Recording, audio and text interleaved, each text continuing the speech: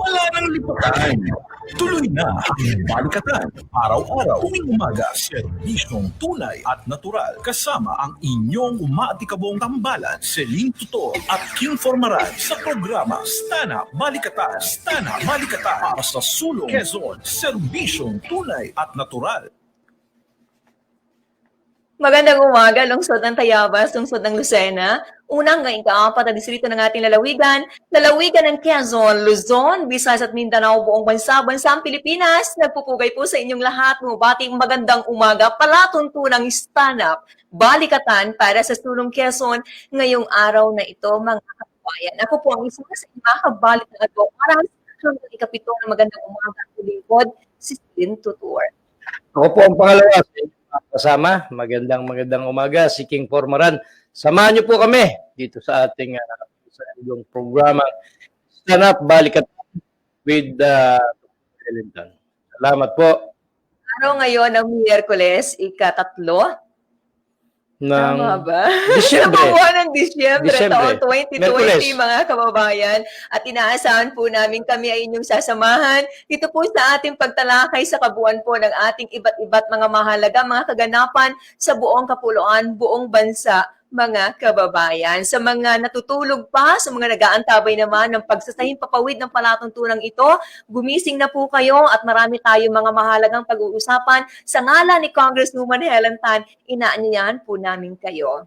Ikadalawa pala, December 2, Wednesday. Pasensya po December 2, bago kasing world clock, medyo... Alam mo, nalilito talaga ako sa petsa kapag ka-Disyembre kasi marami ang nagka-countdown kapag ka ganitong buwan dahil alam mo naman marami po ang nagli-listing na ngayon kung sino-sino, kung kanino tayo makakapag-aginaldo, makakapamigay, pero mukhang magmumulta ata ang magsasagawa ng Christmas party. Oo, parang gano'n. Narito yata sa ating mga... Pero bago sa ating mga diskusyon at mga pag-uusapan ngayon, mga kababayan, samahan niyo po kami sa paghatid po ng ating mga balita, may kaugnayan po sa ating bansa at sa bahagi po ng ating lokalidad. Sa ating mga balita, mga kababayan, unang bahagi po ito, bago na matutukayan ninyo dito sa ating pagtalakay, balita po natin, mananatili sa general community quarantine ang ilang lugar sa ating bansa hanggang sa pagtatapos ng taon dahil sa coronavirus disease ayon sa naging pahayag ni Pangulong Rodrigo Roa Duterte sa isang televised broadcast ng pagpupulong kasama po ang Interagency Task Force on the Emerging Infectious Diseases o IATF-EID sa bahagi ng Malacanang. Pabilang sa GCQ classification ay ang NCR, Batangas Province, Iloilo City, Tacloban City, Lanao del Sur, Iligan City at Davao City. Samantala mga kaubayan, mga lugar na hindi po nabanggit ay sasailalim naman sa Modified General Community Quarantine o ang tinatawag natin na MGCQ. Pagkamat dati lang nakapaglatag ng mga alituntunin pagdating sa iba't ibang uri ng quarantine protocols, dahan-dahan ng magluluwag ang GCQ sa maraming lugar sa atin sa kasalukuyan. Sa bahagi ng Metro Manila, pahigpit ding ipinatutupad na ang tanging mga authorized persons, outside residents o ang APOR na lamang at mga essential workers ang pwedeng pumunta sa mga shopping centers. Sa laging pahayag ni Police Brigadier General Vicente Danao, hindi pa din pinapayagang makapasok sa mga malls ang mga minor de edad sa mga GCQ areas para maiwasan ang pagdagsa ng mga tao. Balitang national pa rin po na COVID-19 cases sa Pilipinas, halos 433,000 na. Sipin mo, taas ito. At ang death toll po niya ay maabot na sa 8,418. Wala pa rin tigil ang pagtaas ng bilang ng mga panibagong kaso ng COVID-19 sa bansa sa kabila ng ipinatutupad na community quarantine. Base sa pinakahuling datos ng Department of Health, Martes, December 1, ito po ay kahapon, ay umabot na sa 432,000 mahigit ang kabuuan ng bilang ng COVID cases sa bansa. Gayunpaman, 15 laboratory pa rin ang hindi makapagsumite ng kanilang datos noong ika-30 ng Nobyembre 2020. Ibig sabihin na wala pa. Kabilang sa mga lugar na may pinakamaraming bagong kaso ng COVID-19 ay ang Ilocos Norte na may 84 bagong COVID case, lungsod ng Maynila 61, lalawigan ng Quezon 55, Laguna 50, Negros Occidental 47, kasama na naman tayo ang Quezon, ha?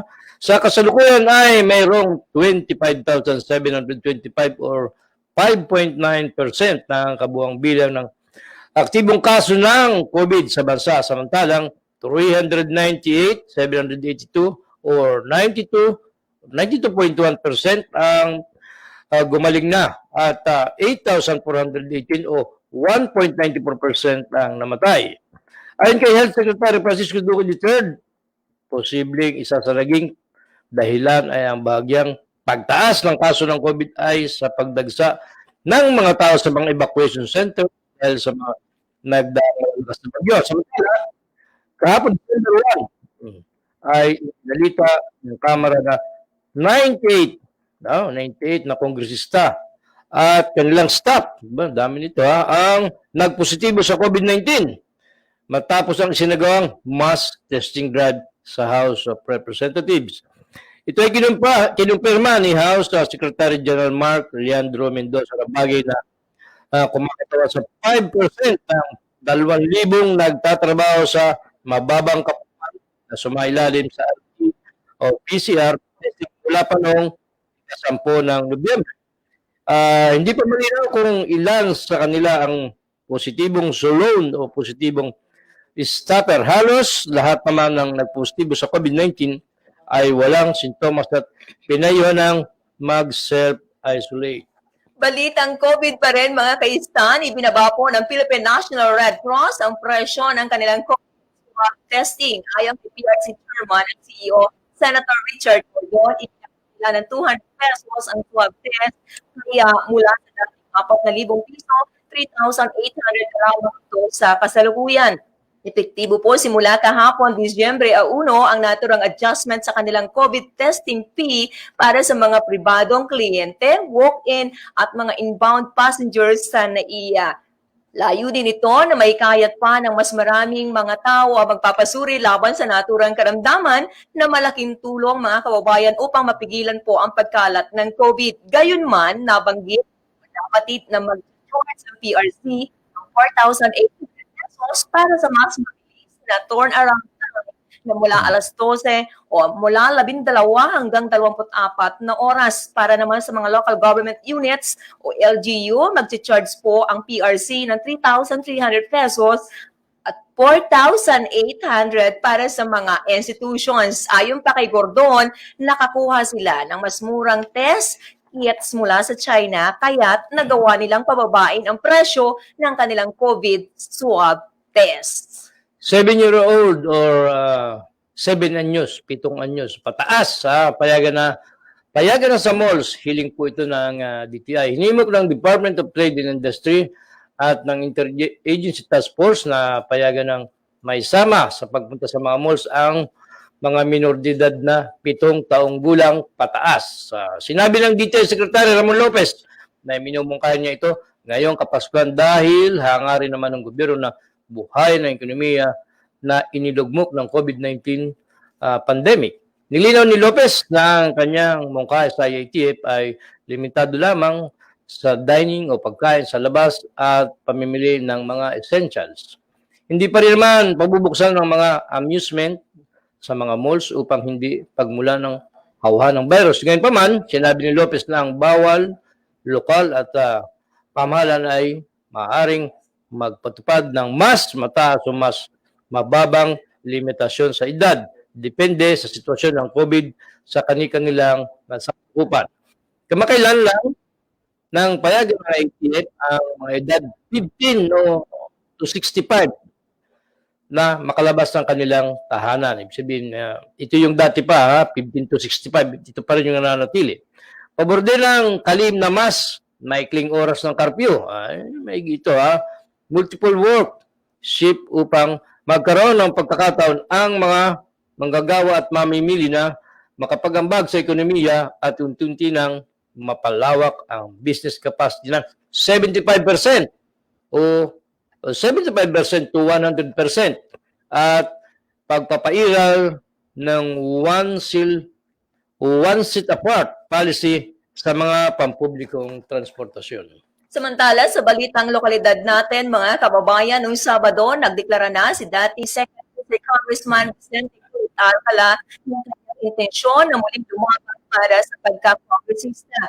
Ginawa po ni Alcala ang kanyang deklarasyon sa harapan ng 31 barangay captains, mga konsihales, barangay secretaries at SK chairman sa lungsod ng Lucena noong araw ng Sabado sa covered court sa bahagi ng barangay Ibabang Dupay. Umabot sa kulang-kulang 600 mga barangay officials ang dumalo sa naturang okasyon sa nasabing consultative assembly. Naulit po yan ng araw ng Linggo sa bayan naman ng Sariaya, kung saan mahigit 400 opisyales ng 43 barangay ang dumalo kasama ni Alcala sa magkasunod na consultative assembly si 4th District Congresswoman Helen Tan. Sa kanyang talumpati, mga kababayan, tinanong muna ng kongresista ang mga tao kung pumapayag ba sila na muli siyang mamuno sa ikalawang distrito. Tinugon po yan ng napakalakas na sigawan ng pagsang-ayon ng mga barangay officials. Dahil dyan, kategorikal na nagdeklara si Alcala ng kanyang muling pagkandidato sa 2022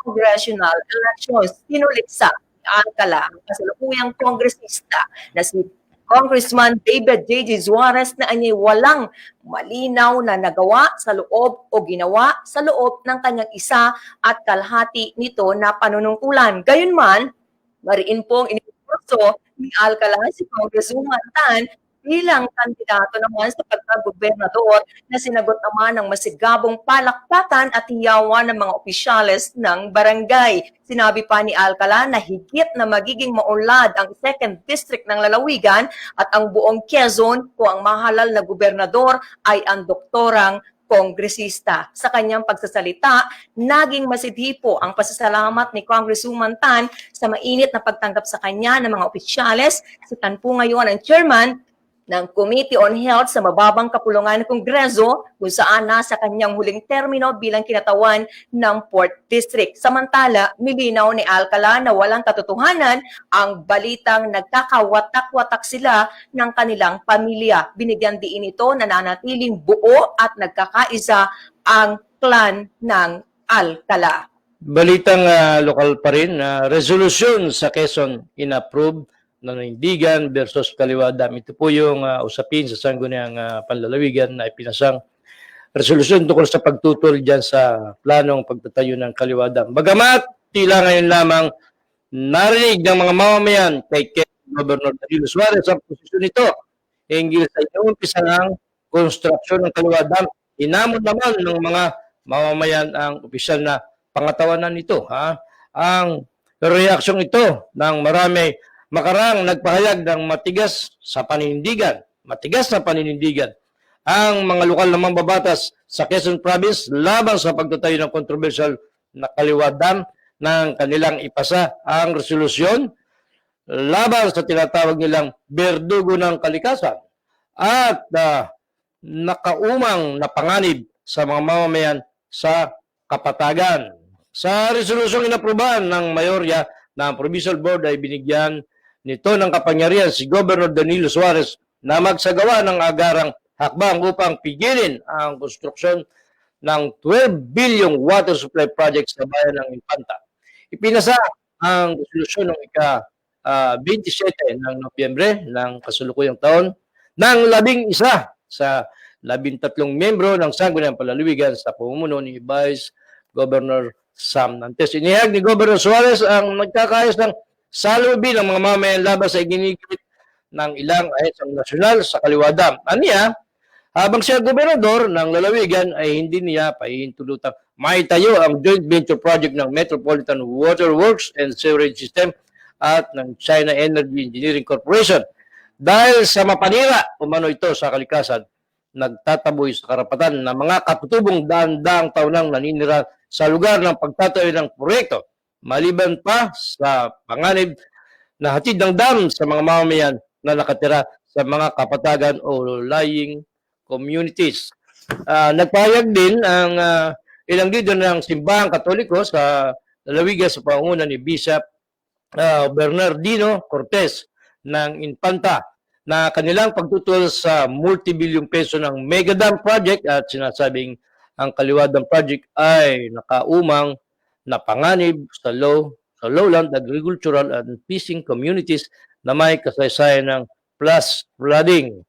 Kaugnay nito, buo naman ang paniniwala at nakasuporta kina Congressman Mark Emberga ng unang distrito at Congresswoman Helen Tan ng ika-4 na distrito ng lalawigan ng Quezon ang mga mamamayan sa Reyna sa naging pahayag ng dalawang opisyal kaugnay ng kanilang ding matinding pagtutol sa nasabing proyekto. Ang dalawang mambabatas ay nagtungong kamakailan sa lugar kung saan nakipagdialogo sa mga naninirahan dito na mariing tumututol sa konstruksyon ng nasabing kaliwa dam. Karagdagan pang balita mga kaistan sa mga nakatutok palatuntunang stand-up balikatan para sa Sulong Quezon na harap sa kasong grave slander ang kasalukuyang hepe ng Civil Security Division ng pamahalaang palalawigan ng Quezon. Si Juanito Bong Yap Diaz ay ipinagharap ng reklamo ni Lolita Parama. 45 taong gulang residente ng Purok Rainbow, Barangay Ibabandupay, Lungsod ng Lucena sa City Prosecutor's Office noong Nobyembre 19. Sa kanyang salaysay, sinabi ni Parama na naganap ang matinding paninuri sa kanya ni Diaz noong nakalipas na Oktubre 25 taong kasalukuyan sa loob mismo ng Quezon Convention Center. Sinabi ni Parama na siya ay miyembro at sumusweldo sa PULI o ang tinatawag na Provincial Union of Leaders Against Illegality bago naganap ang nasabing insidente.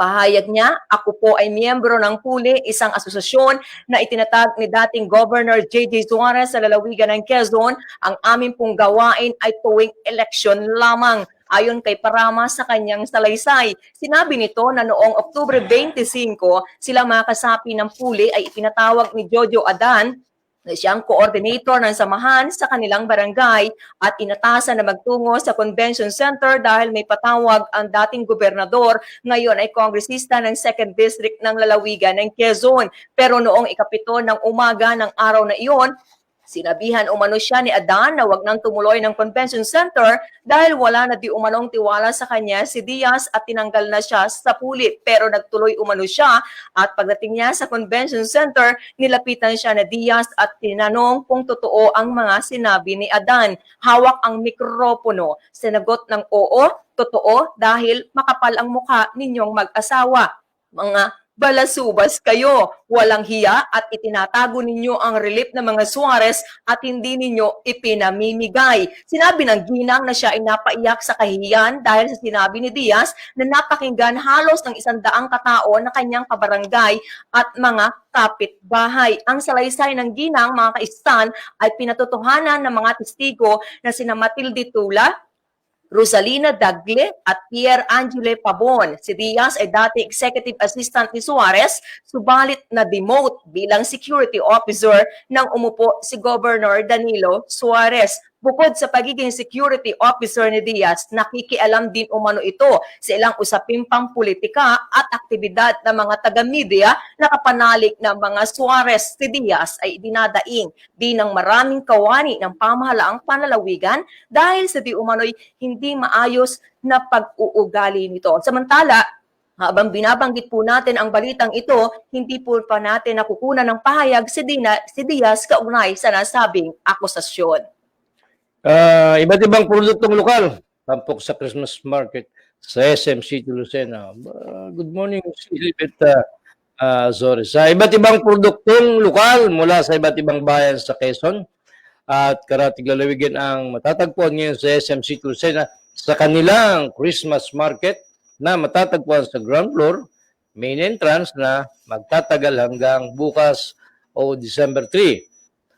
Tampok ang mga produktong maring pangregalo ngayong Kapaskuhan tulad ng mga paintings, personalized souvenir items, food products at iba pa. Ayon kay Mall Manager Maricel Alquiros, ang naturang Christmas Market ay proyekto ng SM Supermalls at matatagpuan sa lahat ng SM Malls sa bansa. Katuwang ang Department of Trade and Industry sa ilalim ng Buy Local Support Local campaign. Layunin nito na may promote ang mga lokal na produkto ng bawat bayan sa iba't ibang lalawigan sa bansa. Gayon din ang masuportahan at may angat ang negosyo ng mga maliliit na negosyo sa bansa, lalo na sa ngayong panahon ng pandemya.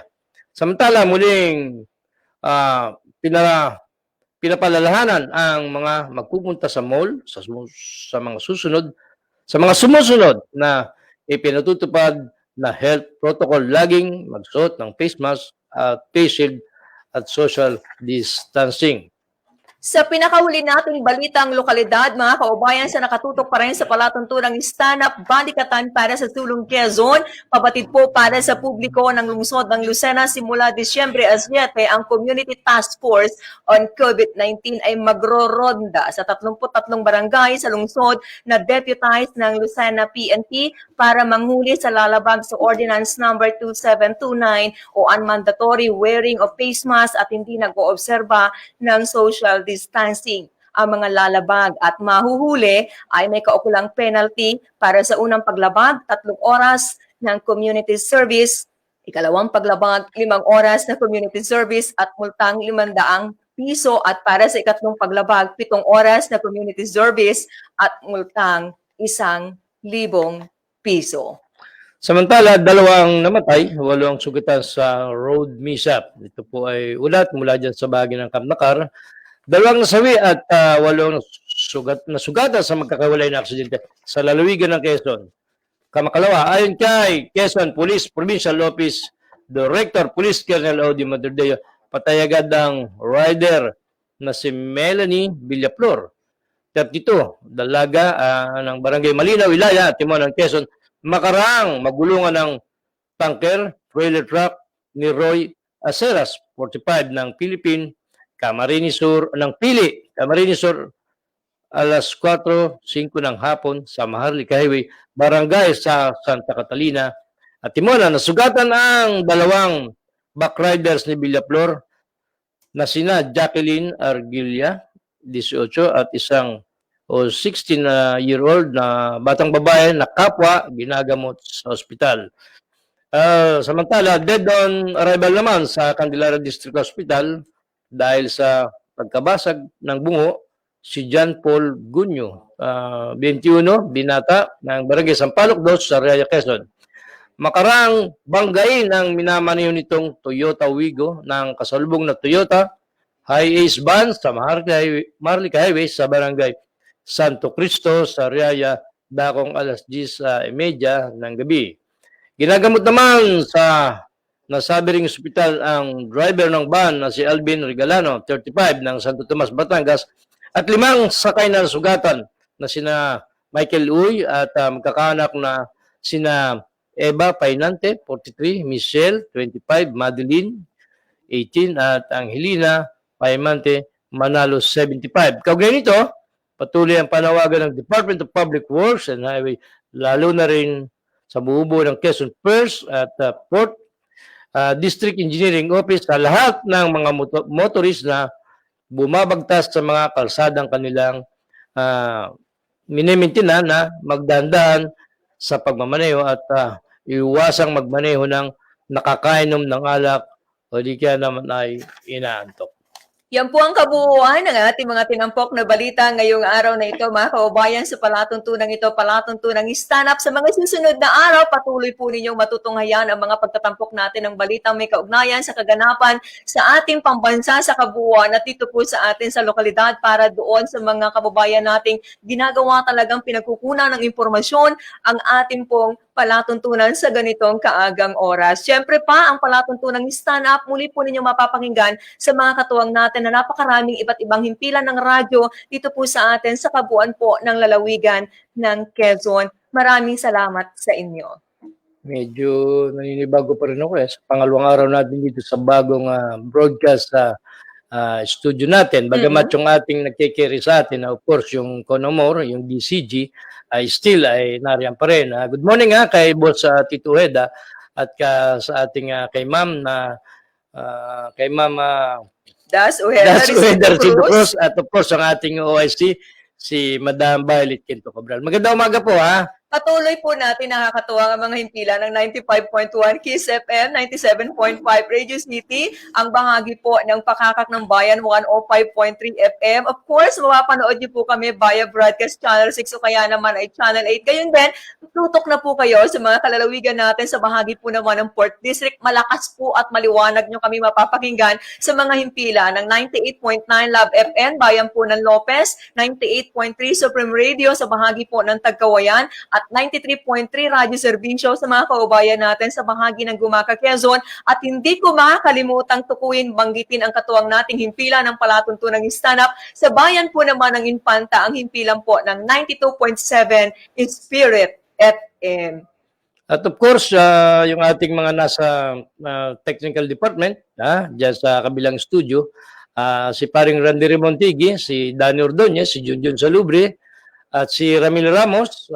Dito naman si Marhil Ilaw, si Regan Mantilla, and then si Kevin Dapogi, at may dalawa pang hindi ko kilala ang pangalan. Si Lloyd Apola at ang gwapong-gwapong si Undo. Si Ang Undo. lagi nating nakakatuwang din sa bahagi po ng Kiss FM. Marami pong salamat. Namimiss na natin ang ating mga tuwing ganitong umaga, ganitong oras, lagi natin nakikita sina Randy Remontigi. At kay paring Manolo Reo, hindi ko pwedeng kalimutan yung aking napakatsagang kumpare niya, kay paring Manolo Reo, kay maring Rona Mijares Reo na nadyan sa bahagi ng United Kingdom. And then, salamat po din sa, anong pangalan to? Shantik Beauty Ranch or Beauty Salon or Beauty Maraming Parlor. salamat kay Ma'am Chari Reyes, siyempre sa mga kaubayan ko na beautician dyan sa bahagi po ng tinukoy ng ating partner na salon, kay Mikay de la Cruz, kay Ate Sel, at kay Joy. Marami pong salamat. Napakaganda ng kanilang salon, no? At, Sa bahagi ng Magallanes, malapit po sa Udivicious Restaurant para sa mga gusto magpa-beauty. Yung Disyembre kasi, ito yung bawan ng tinatanggap natin yung bonus. Oo, kaya... No? Hindi ko tiyak kung lahat po sa inyo ay medyo makapal na ang laman ng ating mga bulsa. Ang inyong mga wallet mukhang hindi na maisara. Pero ito yung puwang, kaya ko tinanggit. Alam mo, yung mga tinatanggap na extra money, bonus, o anumang gift na ating pong aginaldo na nare-receive mula sa ating kakilala at mga kaibigan, ginagamit yung pampalipad ng buhok. Marami silang pampaganda. marami silang service na in-offer, yung haircut, reband, hair Hindi, color. ito kasi yung season na talagang bigyan mo ng reward ang iyong sarili. Siyempre naman, pero I mean, ang daming serbisyong in-offer nitong pangalan to? Kailangan kasi talaga Shantik. natin na, no? Yung Dami. ating personality development, kasama po yan mga kaubayan. So again, thank you sa anong pangalan ng salon? Shantik Beauty Lounge or Thank Beauty you kay Salon. Ma'am Chari Reyes at sa natin ang katuwang yan dito sa ating pangalan. Hindi ko napasin. Sabi mo, may magandang babae. Usually, sabi ko kahapon, yung nagmamayari ng mga beauty salon, kalimitan magaganda. Totoo ka Oo dyan, ha? naman. Yan talaga yung nananotice natin ng madalas, Ma'am Lilibet Azores, sa lahat po ng mga nagmamayari ng mga beauty salon natin. Talagang minsan kasi kung ano yung hobby natin, di ba, doon din tayo nagpo-focus, doon din tayo napupunta sa ganyang klase po ng larangan. Ay, bakit naman si Miss Lilibet Azores, hindi naman nagmamayari ng salon, ng beauty parlor, pero maganda. Kahit medyo... Inborn yan sa kanya, natural, very natural sa kanya. Marami naman tayo mga kakilala. Pero tatandaan natin palagi, ang kagandahan po hindi lang nakikita sa panlabas natin na hitsura. Tama. Mas mahalaga po yung ating karakter, yung ating pag-uugali. Siya nga pala, itong Formaran Child Care Development Center, kanina pa raw siya nanonood at taga-share ko kasi ito itong Formaran Child Care Development Center, ay kaya lang ay hindi pa nga pwedeng mag-aral ang mga bata. Pero anyway, kung ma-open ay dito po kayo pumasok sa Formaran Child Care Development Center na nadyan sa bahagi ng RJ Bill Ibabang Dupay, lungsod po ng Lucena. Salamat kay Teacher Lovely Villatoya ng Barangay Dalahican at sa kanyang pamilya na madalas nanonood po sa programang ito. Babalik po ang palatunturang stand-up, balikatan para sa Sulong Quezon ngayong araw na ito mga kaubayan. Tutok lang po kayo, wag kayong alis. Babalik kami, mabilis makalipas po ang ilan nating mga patalastas. Wala nang atrasan, wala nang lipatan. Tuloy na ang Balikatan. Araw-araw tuwing umaga, serbisyong tunay at natural. Kasama ang inyong umaatikabong tambalan, Celine Tutor at Kim Formaran sa programa Stana Balikatan. Stana Balikatan para sa sulong Quezon, serbisyong tunay at natural.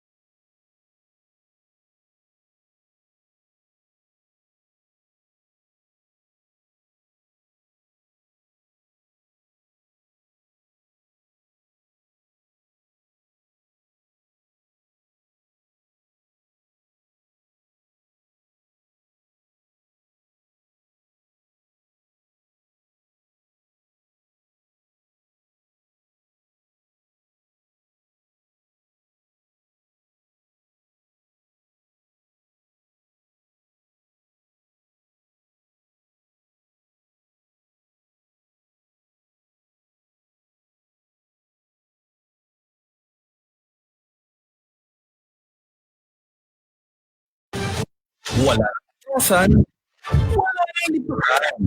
Tuloy na ang Balikatan. Araw-araw tuwing umaga, serbisyong tunay at natural kasama ang inyong umaatikabong tambalan, selito at informaran sa programa Sana Balikatan. Yan, Balikatan para sa sulong Quezon, serbisyong tunay at natural.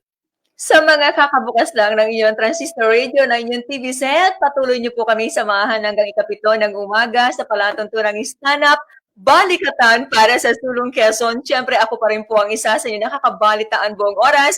Maliit na tinig mula sa bahagi ng Bondok Peninsula, patuloy na nagmamalaki anak ko na magsasakang magniniyog, si Celine Tutor. Samahan niyo po kami sa nalalabi pang kalahating oras at dito sa stand-up Balikatan.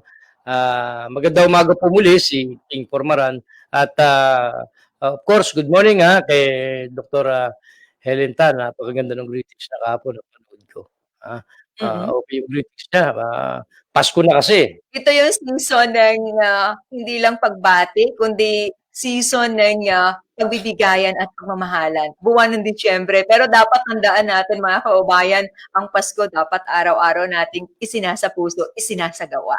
Ibig sabihin, yung pagtulong sa kapwa, halos maaari sigurong irekomenda natin at maging halimbawa sa nakakarami ay pamarisa natin ang ginagawa ni Congresswoman Helen Tan, yung walang tigil, walang patid no, na pagtulong sa ating pong mga nangangailangan ng mga kababayan. Parang kahapon, nung makita ko for the second time muli si Dr. Helen Tan, parang naramdaman ko talaga yung Pasko eh.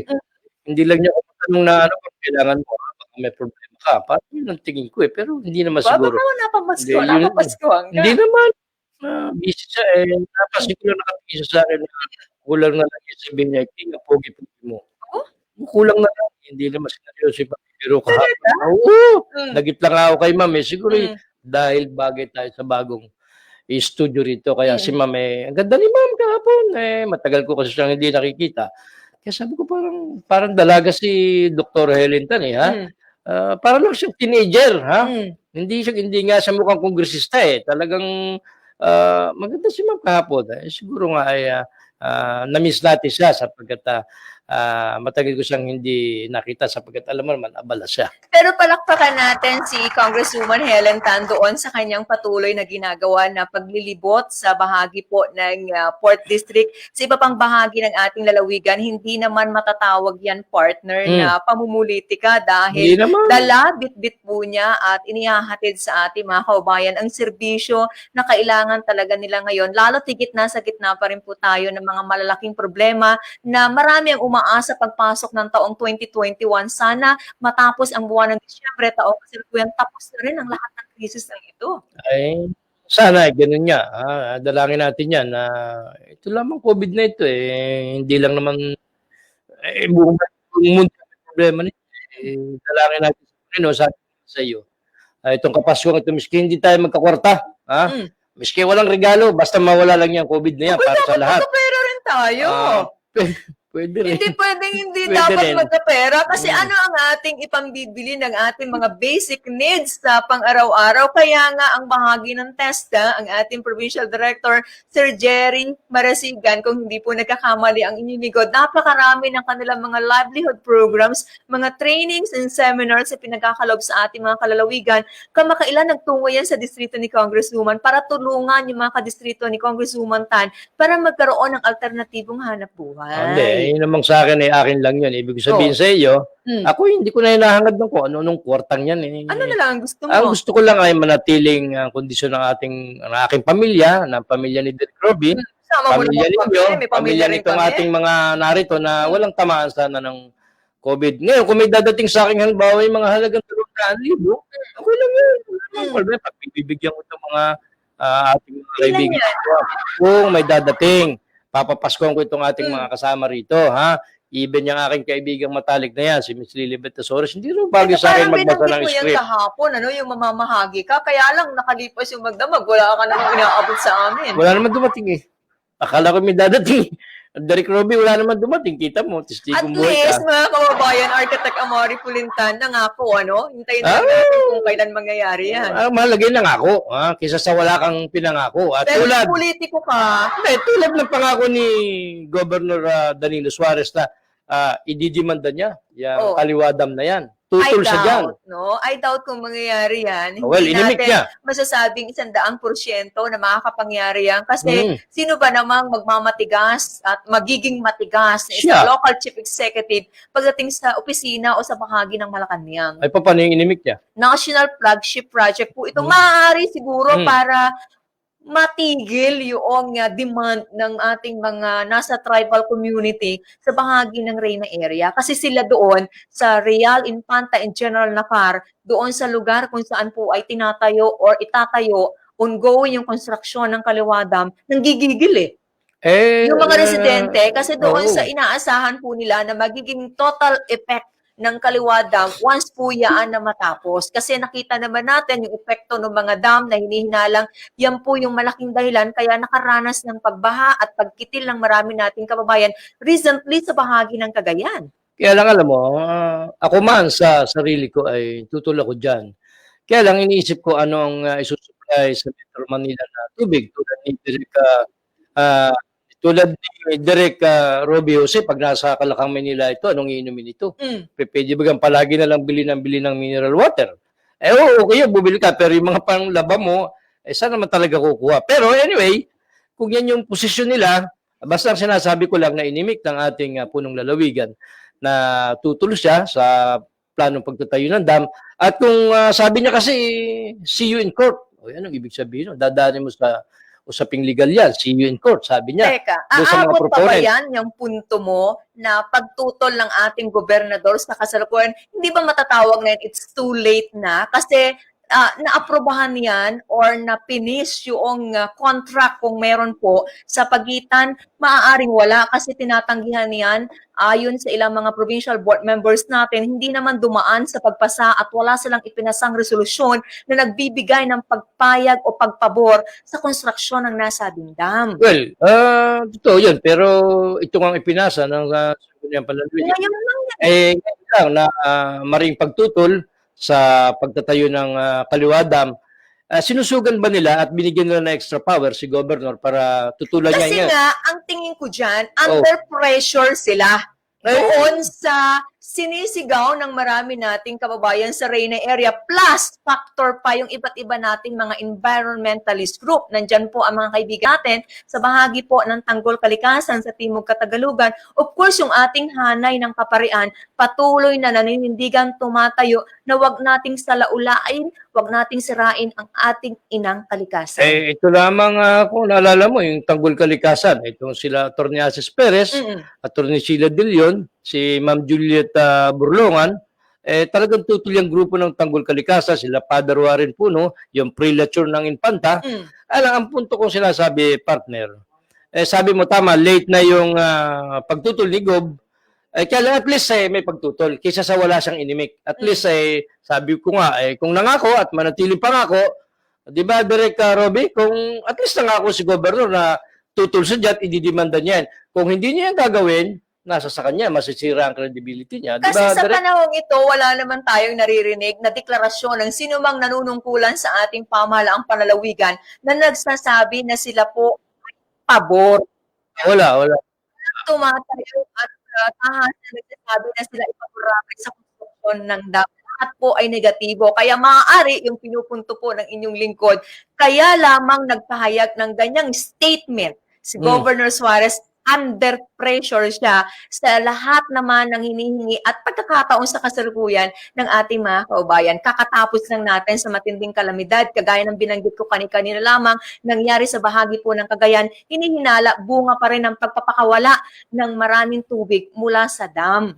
Siyempre, alam mo naman, tama ka dyan, talagang under pressure siya. Pero at least, ako'y natutuwa kay Gob at binabati ko yung matapang niyang pahayag.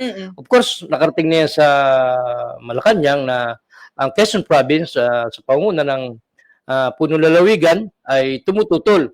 Kahit halimbawa, kunwari lang na siya tumututol, may imik lang, ay okay na rin yun. At least inimik mo. Kasi pag ang umimik kay leader o gobernador, kabulaan naman yan o katotohanan, ipaniniwala ka ng lahat ng mga kababayan mo. Ngayon, ang isang patutuo dyan, partner, kung talagang tuto pa rin ni Governor yung sinasabi niya, at mapatunayan siya tumututol, kasama sa Sangguniang Panlalawigan, i-file mo yung demanda. Mag-file ka ng demanda at i-demanda mo yung MWSS at saka yung China Energy Engineering Corporation. Mm. Pag ginawa niya yun, ha, at dapat nakapublic yun, kitang-kitang ipinapile sa ombudsman o kung saan mang korte, o kahit sa RTC, kung saan man, that's the time na maaaring half-truth yung sinasabi niya, kalahati kabulanan, kalahati katotohanan. So, ang dapat gawin niya ni Gob para makita ng mga taga-Reyna area, pumunta ka na sa Metro Manila at maghain ka na ng kaukulang demanda laban dyan sa pagtatayo ng dam na yan, ang Kaliwa Dam. Di ba? Yun yung sinasabi natin. Sana gano'n na gawin ni Gob. Sasamahan naman silang sangguniang panlalawigan, miski sila magkakagalit. Kasi Sasamahan naman sila. naipasa na yan sa sangguniang Naipasa na. palalawigan yung kanila pong pagtutol. 11 out of 13 provincial board members natin ang tahasang tumututol sa konstruksyon ng Kaliwa Dam. So lahat meron po mga petition letters ngayon na umiikot sa iba't ibang bahagi po ng ating probinsya, sa inisyatiba po ng ating hanay, ng iba't iba nating mga kaparian sa ating pong lalawigan, ng iba't ibang mga environmental group kung saan sila yung tahasan, pangunahin ng kumikilos laban po sa nasabing proyekto. Teka, bakit 11 lang ang nagpasa? Di ba 13 sila dyan? Kasi Bakit? ang isa Kulang ng dalawa. ay Liban, ang anak ng ating gobernador ng panahon na sila po ay nagpasa ng nasabing resolusyon. Hindi na daw pumapasok yan si Bukal Jet Suarez, sabi sa akin ng kapwa niya board Ilang members. beses na? Ilang beses na, hindi ko lang sa bilang, pero kadalasan ay absensya, even though sa Zoom, Sa absensya. Nagilan natin mga elected officials, lalo't kinakailangan yung mahalaga yung kanilang attendance, yung palaging pagdalo, ay yung yung absent ngayon, papasok next Para hindi week. consecutive. Para hindi sa sunod-sunod o yung sinasabi natin consecutive na Ano yan, diretso na lumiliban sa nasabing institusyon. Kasi pag naka-4 consecutive kang pagliban sa Oo. pagpasok or even yung sa Zoom, Mm-mm. ay ma-charge ka ng DLG. Pero ang sabi ko, bakit hindi pumapasok si Conde? Tuloy naman ang surdo. Tuloy pang sahod sa sinasahod. Baka po nahihiya kasi na-out siya bilang majority pro leader. Pero may Tinabangan iba. na siya. Tinabangan na. Yung ba, nalumurol ka na, nawalan ka na ng, maring totoo yun, maring hinala nila. Oo. Tinamad ka na ba? Parang nawalan ka na ng amor magtrabaho kasi nga, na-out ka bilang majority Pero pro leader. majority floor leader, posisyon lang yon. Sa bahagi ng sanggunian, still magsiserve ka pa rin. You need to serve your Hindi nga napasok constituents. para Sa bahagi mag-serve. po ng Bondok Peninsula, isa siya sa kinatawan, dalawa lang naman sila, ang kaibigan nating board member Reynan Arrogancia. Sino pa asahan ng mga taga Bonpen sa panahong ito? Kung matatandaan natin, kabilang din ang 12 bayan ng 3rd District ng ating lalawigan sa nasalanta po ng nakalipas na kalamidad. Sunod-sunod na kalamidad. Kaya kailangan kumilos po ang ating mga nanunungkulan sa ating pamahalaan. Kapag kapatamad-tamad, hindi yan ang kailangan natin. Alam mo, ang isang local legislator tulad ng mga bukal and councilors, and even yung nasa barangay, ang primary mandate mo ay mag-legislate ka ng batas. Yun yung primary mong trabaho sa let's say, sa Senado, sa So, Kongreso, dapat papasok ka talaga Dapat sa iyong papasok ka, opisina. kahit, at least present ka, kahit wala kang imik. Kung umimik ka man ay mali, okay rin yun, at least nag-participate ka. Pero Meron yung nga hindi dyan pumapasok, mga- mabigat yun. Nagbubutas lang ng silya, no? Sino nagbubutas? Hindi ko tutukuyin kung sino ang kanilang particular, ano ang particular na pangalan, pero alam naman yan ng publiko kung sino yung mga lihitimo na nagtatrabaho, kung sino po talaga yung nakakapag-deliver ng services sa bahagi, kung ikaw po ay board member natin sa bahagi ng sanggunian. At syempre, plus din naman dyan, idadagdag na yung direkta na serbisyo pagdadala ng proyekto sa kanilang distrito. Aba, pero alam mo, kilala ko dyan, halos masira na yung bangko. Dahil sa kaupo katitindig, si Bukal Sani Ubana, si Bukal Derek Magbuhos, lagi nagpa-participate yan, si Romano talaga, si Bukal Olay Duarte. Ibig sabihin, masisira yung bangko, manikmanawag sila sa bangko sa pagsasalita ro sa podium, sa mikropono. Masisira yung bangko. Butas kasi siyempre, mahuna yung kita ko. Pag gumana ka, tumba ka Anyway, sana bilang kay Bukal Jet Suarez sapagkat mukha naman siyang mahusay, Dapat nagpapakita absent. kasi ng hindi lang pagpapa-impress, no? Dapat talaga yung sincere na pagtupad sa ating trabaho. Ito na yung panahon, di ba? Kapag panahon ng eleksyon, humihingi tayo ng mandate, hinihingi natin yan sa taong bayan. Bigyan niyo po kami ng pagkakataon makapag-serve sa inyo, matulungan kayo, makapaglingkod sa inyo. Pero ito na yun. So dapat i-prove natin sa kahit kanino, kaya natin gawin. Pero kung hindi nakakapasok sa sanggunian at bilang yun yung primary niya na duty, bakit Susunod naman na eleksyon, dapat hindi, naman bakit naman nakikita sa distrito kung nag-aayuda, pag-aayuda? Kung ikaw ay may COVID, hindi ka sasama sa pag-aayuda. Hindi ka naman sinasabing may COVID. Pero ang labis kong pinagtataka, bakit hindi pumapasok si Bukal Jet Suarez? Gayong, alam mo naman, sinasabi ko sa Baka iyo. nagtampo sa kanya mga kasama. Pwede rin yun. Isang idea ni na Bukal yun na maaaring nagtampo or nagnanakit. Pero dapat kasi kung politiko ka, matibay ang dibdib.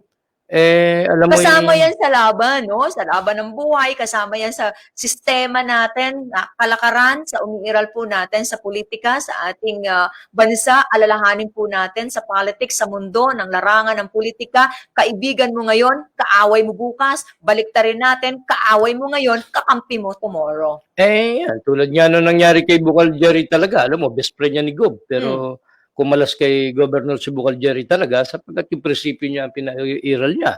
Good morning ha kay Bukal Betso, kay Bishop Carding at yung anak niya, masipag na si Emerson. Naalala ko lang ha. Kay Grace Soriano, madalas itong nakasubaybay sa iyo.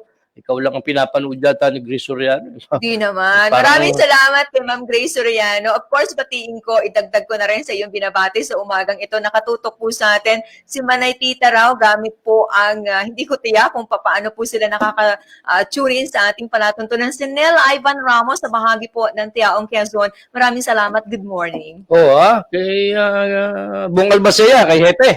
Kay Colonel Albacea, magaling na yan ha. Palagay ko yung negative din, nakailang swab na yan ha. Si Colonel Angway si Colonel Ibasco, kahit malayo, nanonood.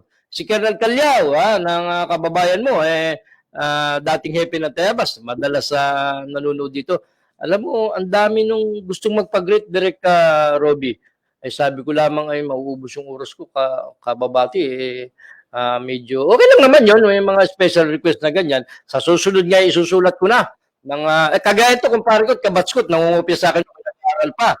Si paring Erwin Rulli ng Music Store.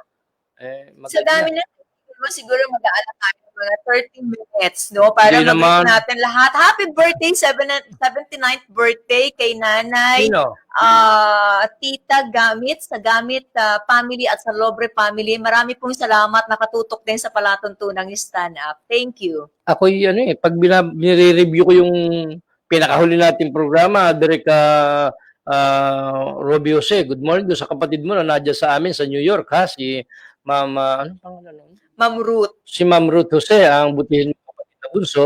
Ayun ako, nanonood or nakikinig sa ating programa ha. Merry Christmas in advance Ate Ruth. Magkakilala kami niyan kahapon lang ha. Kumusta dyan sa atin sa New York ha. At susunod na pa ay tayo mapapapunta dyan kung papayagan tayo ng ating mga Alam mo, ang unang step dyan na gagawin kapag ka meron kang mga new acquaintance, no? Halimbawa, in-introduce ang kagaya ni Director, dapat isi-search mo na yung name niya sa Facebook para i-add mo na siya para yun yung start ng inyong sabagay. friendship. Pwede rin ha. Good morning kay, anong pangalan ng may bahay mo? Ginaldo ka. Anong pangalan ng may bahay mo? Si Charmaine? Arnaez? Hindi. Ano? Race T. At saka doon sa anak mo na cute na kamukha ko at kamukha mo rin ng bata pa kami. Good morning ha. Nanonood dyan at saka kay Igan, yung mga kapatid niya na nanonood ha. Itong ating mga nasa technical kaya lang, taga Manila yung iba rin.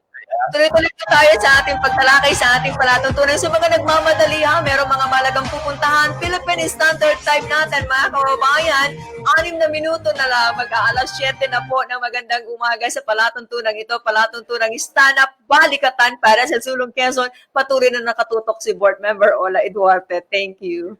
May panawagan yung Pangulo ng 609 Gun Club. Nangungumbida sa second Congresswoman Angelina Helen Ganito ba ang Cap. gagawin nila doon?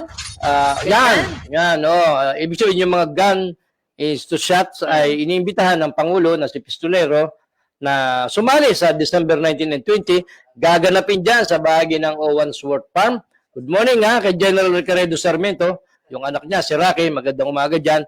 Itong paputok na ito, partner, ay 2 araw. Level 1 at lalawakan ito ng palagi ko, yung mga 600 ng shooter na dadayo rito. Yung lang shooter sa lalawigan ng Quezon, napakarami na, lalo na yung manggagaling ng CR, Batangas, Inaasahan Cavite. ko na, yung binabanggit mo na madami talagang magjo-join sa nasabing shooting competition. Second, Angelina Helen Tan is shooting, Angelina, sabi shooting, dyan. invitational shooting competition. At of course, ito ay sa pangangasiwa ng Pangulo nila, si Pistolero at yung Pangulo, si Mr. Mendoza, na taga dyan sa Batangas, welcome nila itong manggagaling Calabarzon. Usually kasi alam mo sumasali dyan from Calabarzon din. Cavite, Laguna, Batangas, Rizal, at of course NCR. Even yung mga uniform policemen, AFP, kahit nga bumbero, kahit nga pare ay sumasali dyan sa palaro sapagkat safe ang palaro nila dahil magaling ang range master nila, ang match director. Yung aking kuya, si Kuya Gemi, ang match director nila dyan. Yung binabanggit ko na inaasahan ko na marami po ang magjo-join sa nasabing shooting competition ay dahil sa matagal na nabakante ang ating mga shooters mula sa iba't ibang bahagi ng ating bansa hindi nakaputok dahil na rin sa pandemic. So ngayon, unti-unti dahil sa tinatawag natin na new normal, so automatiko yung mga matagal na hindi nahawakan ang kanilang baril, hindi nakapaglaro, nade-develop kasi dyan sa shooting competition. Sa competition na yun, yung pagiging sportsmanship natin, yung camaraderie sa ating po mga kapwa-shooters, maraming benepisyo kapag tayo ay naging ang tawag yan, enthusiast. Yan. Gun Mga enthusiast. mahilig manudla. Yan, alam mo yan mga yan, pag walang palaro, makikita mo sa harapan ng salamin. Parang pag ganun.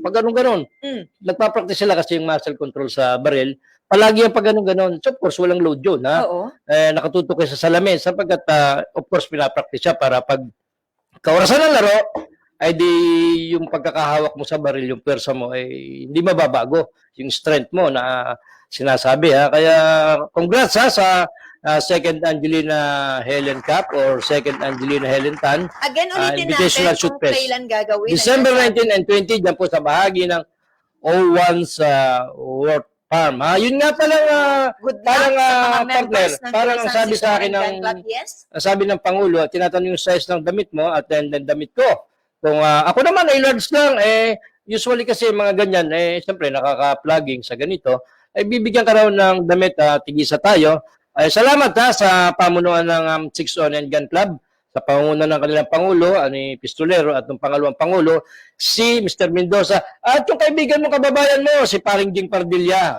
Salamat At ako ay large ako Ikaw yata small Hindi, medium. Nagapunan ako kagabi, so medium ka na, Napakabilis ng ating urusan, Maraming po salamat sa lahat po ng tumutok sa kabuuan po ng ating edisyon, ng ating palatuntunan ngayong araw na ito, mga kababayan, sa palatuntunang Stand Up Balikatan para sa Zulong Quezon. Batiin ko, habol ko lang ng pagbati na magandang umaga sa napakagwapong si Bagets Nadres at sa napakasipag naman niya na anak, nakatuwang ni Congresswoman Helen Tan sa bahagi po ng City of Tayabas, si Konsehal Paula Nadres. Masipag ang batang yan, ang konsehala na yan, na nagsusulong ng marami po mga magagandang resolusyon and ordinance sa bahagi po ng City Council of Tayabas. Belated happy birthday kay Ma'am Maji, kay Mayora Maji Alcala. Nag-iwang siya ng ika-41st birthday niya or 39th birthday niya kahapon Good morning Madam Mayora Maji.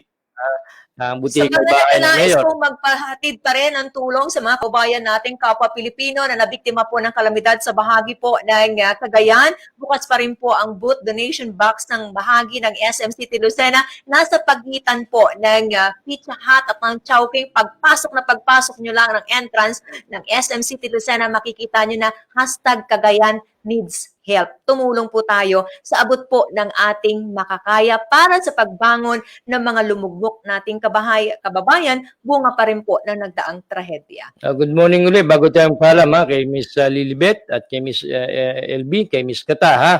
Ako po ay magpapaalam na at napakabilis ng ating orasan. Muli po ay tomorrow, bukas, ganap pong ikalim hanggang ikapito. Samahan niyo po kami dito sa programang Stand Up Balikatan. At salamat po sa lahat ng mga sumabaybay. Hindi ko na mabanggit yung iba-iba ha. Basta salamat po sa inyong pagsama. Si King Formaran, magandang umaga po sa inyong lahat. Kay Ate Malin Decena at Consel Dan Oriarte, ihabol ko lang pasalamatan ko ang mga nakatuwang natin mula sa bahagyang technical, ang mga mahusay na sina Randy Remontigue, Danny Ordonez, Junjun Salobre at Ramil Ramos. Sa mga nakatuwang nating himpilan sa iba't iba pong nating bahagi ng ating lalawigan, 98.9 Love FM, ang bahagi po ng 95.1, 97.5, 105.3, 92.7, at ang bahagi ng 98.1 sa bahagi po ng Tagkawayan. Siyempre, ako po ay nakabalitaan na kasama sa ngalan ni Congresswoman Helen Tan. Nagpupukay po sa inyong lahat, mga kaubayan, ang inyong lingkod. Maliit na tinig mula sa bahagi ng Bondok Peninsula, patuloy na nagmamalaki, anak po na magsasaka, magniniyog, si Silen Tutor. Magandang umaga, mabuhay tayong lahat. Wala nang atrasan, wala nang lipatan. Tuloy na ang Balikatan. Araw-araw, tuwing umaga, serbisyong tunay at natural. Kasama ang inyong umaatikabong tambalan, Celine Tutor at King Formaran sa programa Stana Balikatan. Stana Balikatan para sa sulong Quezon. Serbisyong tunay at natural.